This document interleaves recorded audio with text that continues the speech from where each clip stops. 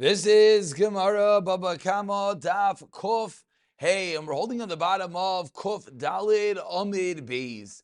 4 lines from the white lines. The Gemara just finished answering. The way to explain Rav Nachman is Elamai lo yahoideh. What does it mean that he did not admit? Lo yahoideh aviv v'hoideh benoi. The father did not admit, but the son did yes admit. And therefore, since the child admits that his father did indeed steal, therefore the child is in essence obligating himself. Therefore, obviously not from his own pocket, but from his father's estate. But this child is saying that he has to pay the keren from the father's estate, but he'll still be pater from paying the additional chaimesh, in which one usually pays when he admits to the act of geneva. Therefore, the pasuk is teaching us that when the child admits that his father stole, he only pays the keren, but not the chaimesh. Asks the Gemara, "V'nechayev b'noi chaimesh." Why don't we just say that the child should have to pay the chaimesh on his own? Ashvua diyadei, because of his own shvua. If we're discussing a case in which the child has to also admit that which was stolen, and the child lied again with a shvua, so he should have his own chiyuv based on his shvua. Answers the Gemara, Amri, b'she'ein gizela kayamis. The case is talking about where the gzela is no longer around, and therefore, when it comes to the person who steals himself, doesn't make a difference if the gzela is around or not. He's always obligated. However, that's going to be the chiddush of the child. The child is only obligated to return the item when the item is around. However, when the item is no longer around, therefore, the child won't have the same level to return it. And therefore, even though he swore falsely, he will not have to pay the additional chaimesh. Ask the Gemara, b'shein gzela kayemes, if you look karen ami lo l'shalim. Child shouldn't have to pay anything. Answers the Gemara, lo yisricha dika achrayis. Case is where there's a achrayis. Ask the Gemara, the first wide line in the bottom of Katalim Beis. I have a 1 second. If there's a chayis nechasim, what's going on? Why is that a reason that the Yarshim have to pay the keren?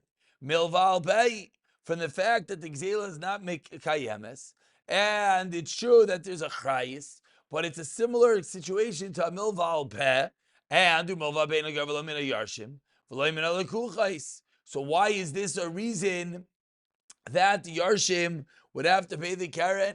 So Amri, the answer as we turn over to today's daf, Kofei Amr Aleph, Amri, Bisha'amad Bidin. The case is that the father, while he was alive, started the story. The father had a Hamad Bidin. The father sat in court. And because the court case was adjourned in the lifetime of the father, therefore, even though now it's in Gzila Kayames, the child has to pay the keren. But ask the Gemara, and as you realize, in this game of ping pong, as each new tzad is brought out, it really brings back the previous chiyuvim. Ask the Gemara 1 second. Ibish Amr B'din, if that's the case, the top line of Kofei Amr Aleph, now we're back to saying that the child should have a full 100% obligation based on the father's Hamad B'din. And the child should not only have to pay the keren, he should have to even pay the chaimesh. And finally, concludes the Gemara, Amar Rav Huna B'rei Rav Yeshua. You know why? Lefi she'ein mishalmin chaimesh al kfiras shibud karkois. There's no payment of chaimesh when one is kaifer in shibud karkois. So that's going to be the first teretz, that the item is no longer here, but there was a hamada b'din of the father, which incurs the liability onto the child to pay for the keren. Why does the child not have to pay for the chaimesh? Is because it's just a shibud karkais, and a shibud will not be enough to create the additional chaimesh. Rava Amar, one more teretz before we move on to the new sugya. Says Rava Hacha b'mayaskinan koshaisa tiskaya shel aviv mufkedes biyad acherim. The cases in which the diskaya, which is the filing cabinet, the pouch with all the father's documents, is in the hands of others. Therefore, Karim Mishalim Isa, because Lamaisa, this item is around. Whereas, on the other hand, says the Gemara, because the child did not know about this outstanding item that the father was supposed to pay back, and therefore the child will not be obligated to pay back for that, pay back for the chaimish. We continue by quoting the next part of the Mishnah, which teaches us that if the ganaf paid, or if the one who he sold from was Meichel, except for less than a Shava Pruta, then he doesn't have to chase after him to pay him back.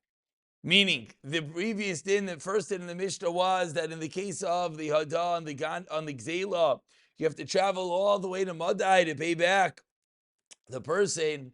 Says the Gemara, but if it was Pachas Mishava Pruta, or if, excuse me, if it's Pachas Pruta, then you don't have to. Says the Gemara, Amar Rabba, teaches Rabba, Laishanu L'B'She'ein Gzela Kayemes.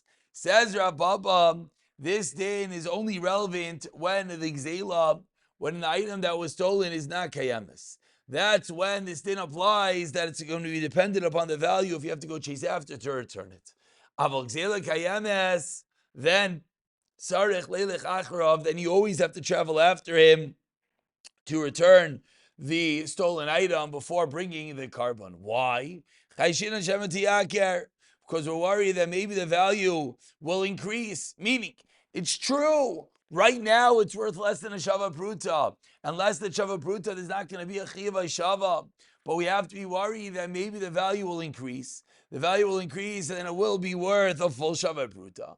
Therefore, it says, Rabba, if the Gzela is around, if the item's still here, then you're obligated to go and pay back the owner. Another pshat, Amar Abba Leishanu, they did in the Mishnah, Leishana, excuse me, Gzela Kayemes, Leishana Gzela Kayemes. Says Rabba, whether Gzela is around or not, Einoi Tzarich Leilech Achrov. Why? In this lashon says Rava the opposite, that the din in the Mishnah, that when it's not worth a Shava Bruta, you don't have to pay them back, is in all scenarios, because we're not worried it might go up in value. Amar Rava teaches Rava, Gazal Shalosh Gudais B'Shalosh Prutais. If someone stole 3 bundles worth 3 Prutais, V'Hozlu, and they went down in value, V'Amdu Al Shtayim, and they went down in value and only were 2 Prutais, no longer 3. So if he returns 2 of them, or I say even if you return 2 of them, still chayiv l'hachzlei acheres. Because you would think, what do you mean? The third one is certainly not worth a shavar pruta, because I paid back the 2 that paid back 2. The halach is you still have to return it. V'tana tuna, and a Tana learned the same. Gazal chametz arv'lava pesach. You could say, here is your item, take it as it is. Only because it is around. Therefore, you're allowed to say take it back, even though right now it has no value. If it's no longer around, even though right now, there's no monetary value. Why? But given to me, you have to pay him back due to the original value that it was worth. Hachanami, so to bayas, avalgav the hashal shava pruta, given to me, karav shava pruta, ba'i shlume. The fact that originally it was worth a shava pruta is enough to obligate them right now. And based off of this, Rava has a shaila ba'i Rava. Asks Rava, what is the story? Gazal shtei agudais bepruta. If someone stole 2 bundles worth a pruta, vehechzer lai, excuse me, vehechzer lai, you return one of them out. What's the story? Me, Amrin and Hasha like Zela. Right now, it's not worth anything. Oh, Dilma, Holy Hadig Zela. Or do we say it doesn't make a difference? You to return that which you stole. Hadar Pashta answered Rava, Gzela Inkan, Hashava Inkan. Igzela Inkan, Hashava Yishkan. And on this answered Rava, Gzela Inkan, Hashava Inkan. There's nothing that was stolen, there's nothing to return. Says the Gemara, Gzela Inkan, Hashava Yishkan. The exact opposite. If the Gzela is not here, then he should have to return the item. Says the Gemara, Hachikam, this is what he meant to say. Afal pi shegzila inkan, mitzvahs hashava inkan. Even though the Gzila is not here, and therefore you would think, but you still should have the mitzvah. The chiddush here is you're not going to even have the mitzvah to make good on the item that was stolen, even by just giving back the mere value. V'amai Rava, and continues Rava. We're gonna, Medame Milsa, going from the world of Tashlumim to the world of Nazirus. Hareyamru Nazir Shegilach Meshayir Shteisayros Lasav Leklam. If a Nazir shaved his entire head, but he left over Shteisayros 2 years, which of course is the problem because he has to shave the entirety of his head. Says the Gemara Lasav Leklam, you didn't do anything. So on that, Rava asks, what's the story if he shaved one and he left one over, one hair? Asks, says Rav Achmed the Ravina, Nazir Shegilach Achas,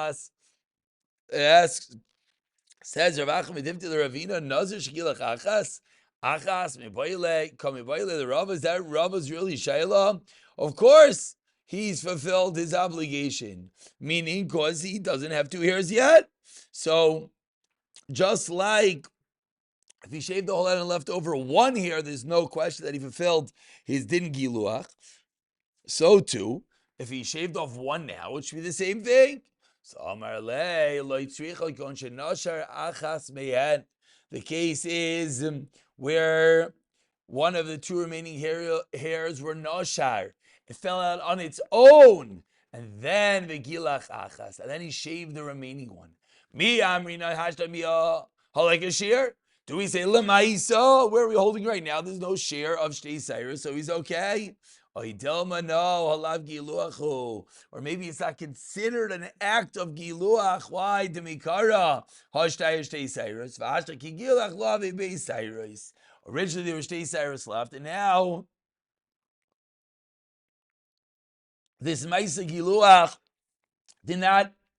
was not upon a head with shtei cyrus. So therefore, maybe it's not considered giluach, and therefore he did not fulfill his obligation. You have to wait for the hair to grow back, and then shave it off. So Hadar Pashta, 15 lines to the bottom. The first one line is Hadar Sar Inkan Giluach Inkan. Ask the Gemara the same kasha. Sar Inkan Giluach Yeshkan. If you have no hair left, then you were fulfilled the mitzvah of Giluach. Says the Gemara, Chikamer Afal Pi Shesar Inkan Mitzvahs Giluach Inkan. Even though there is no hair, but the mitzvah of Giluach, Mitzvahs Giluach Inkan, meaning you did not fulfill your obligation, even though he has no hair left. And of course, if he wants to fulfill it, he'll have to wait for the hair to grow back and then shave it off. Ve'amai Rav. So that was case number 2, Rava comparing our case to the case of Nazir. Now Rava extends it further to case number 3.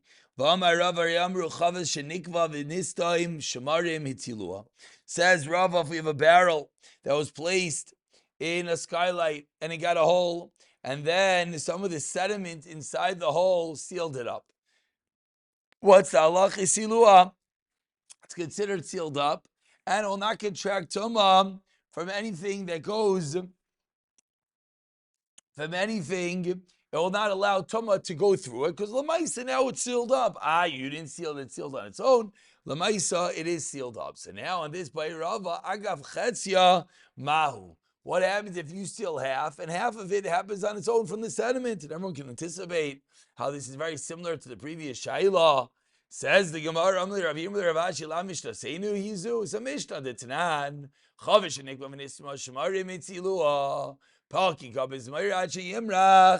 you plugged it up with a zmayr with a vine, Toma passes through unless he smears clay to completely seal the hole. Hayu bashtayim. If there were two vines, two of these eitzim into the hole, that's telling me you have to smooth it from the sides. So says the Gemara, the only reason why it's considered sealed up is because you were a marach, because you smoothed it out. And as the Gemara, why isn't it the same thing as if you did half of it, in which we know it works? Amri, they answered, what's the comparison? Some over there, marach, like agaf. If over there you didn't seal it up, if you didn't smooth it out, Elon Mareach, Loikai, it wouldn't stand. Agav Chetzia, Bemidi de Kai. When you did half, it would stand. So the two cases are not comparable. Therefore, we cannot bring a raya, and therefore, that is the Shaila of Rava.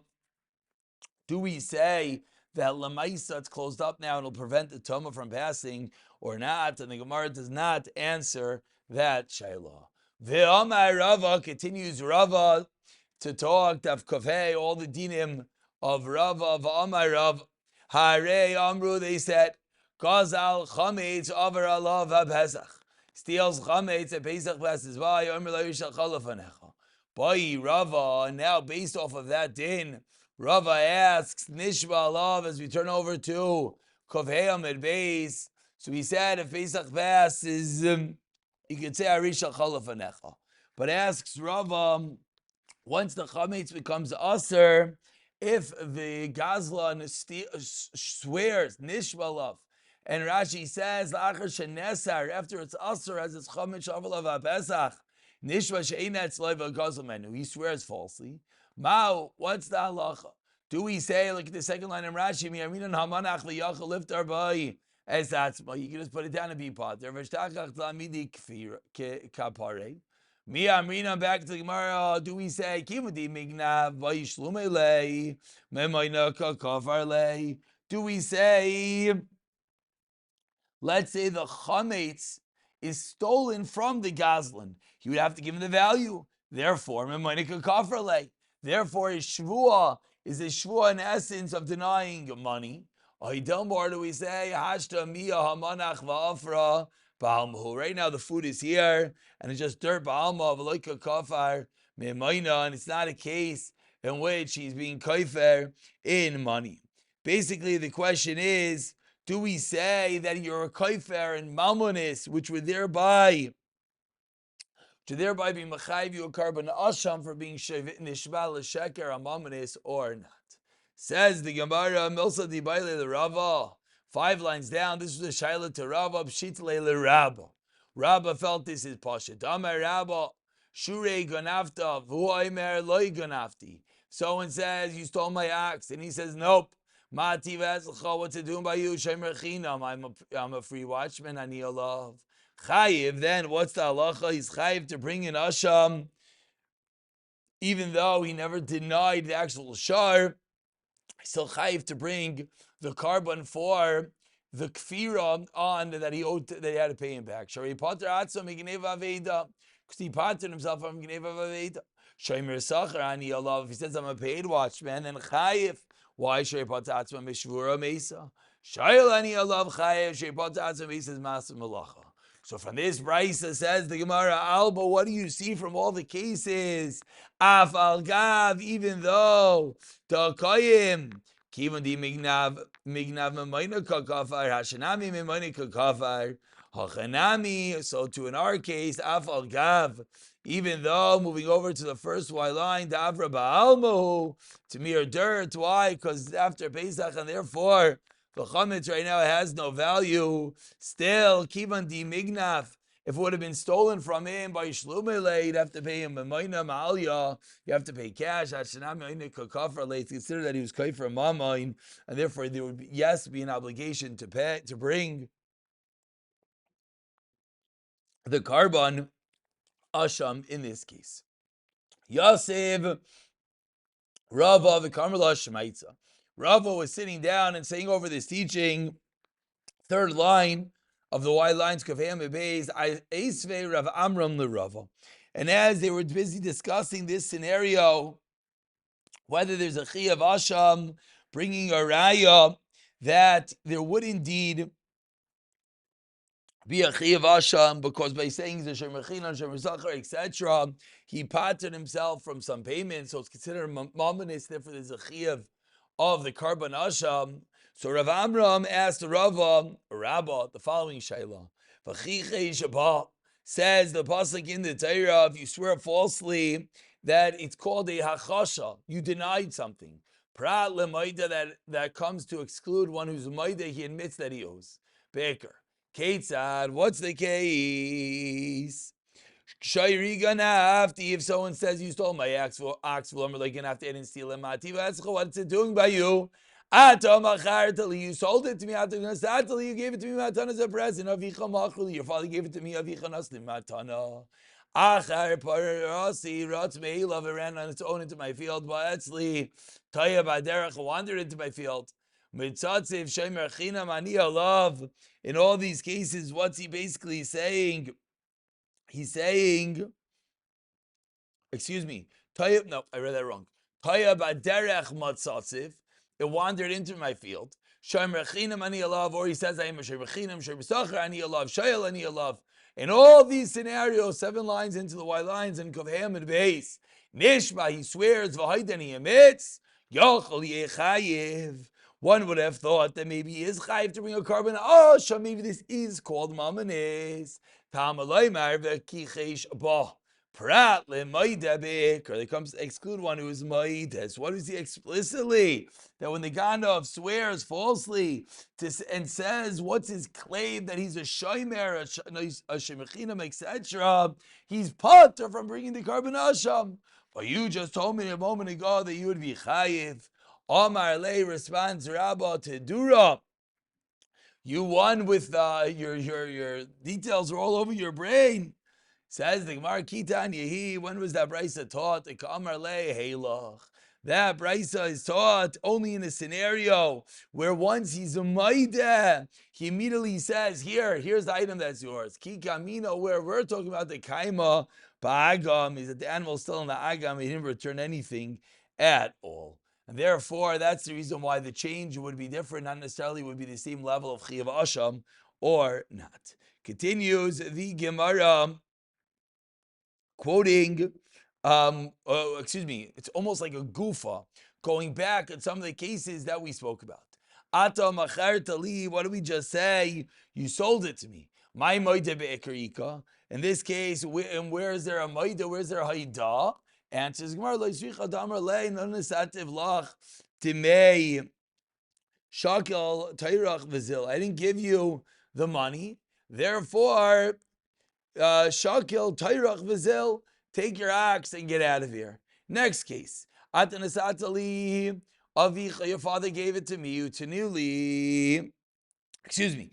Atadisatali or avicha tinasanali. Either you gave it to me or your father gave it to me. Maimo debika ikar. Where's the haidad? Amarle amanas davin l'cham. Because he says a condition davin l'cham niyayich navsha. It's giving a condition that I do for you or for your father or something. And I didn't yet do it for you or for the father. Therefore, shkol turach v'zil, take back the ox. Taya badarach, the case of the animals wandering on the road, mitzasiv, and it found its way in my field. La dure li. Should say you should have brought it back to me. What are you keeping the animal that wanders into your field? Shmuel. You know what the case is. Ba'aymer shvua aveda mitzasiv, where he said, I swore I found a lost article. I found an item and I swore to that. I just didn't know that it was yours. Says the Gemara, we begin the next sugya, and then we're going to have to leave it for tomorrow. Tanya. Amar ben Azai Gimel Shvuos Hein. There are 3 cases involving Shvuos and a lost item. Hekerba, case number 1, Hekerba v'loy b'matzah, where he saw the lost item, but he doesn't know the person that lost it. B'maitza, he knows someone who lost an item, v'loy ba, but he doesn't know the article itself. Or v'loy ba, v'loy b'maitza. All 3 cases, says Ben Azai, of the Shavua. Explains the Gemara. Loy ba v'loy b'maitza, kushta shtaba. If you know that you have this item, you just don't know who the owner is, then he swore truthfully. What's wrong with this case? Ein ba ba uben maitza. Says the Gemara, no, it means that he knew both it and he knew the owner, and that he did not give him back the item.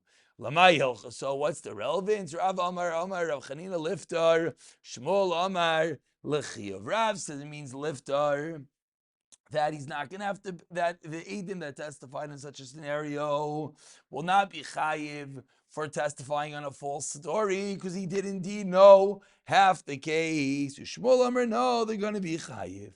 And this is uplugta dahani tonight. This is an older machlekes titanya. Hamashviyei echad pater. Hamashviyei echad pater.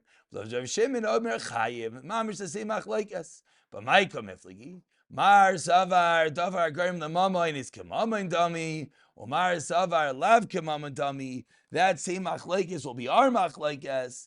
And we'll pause over here. We'll pick it up from Rav Shishas the next year. B'siyata dishmaya.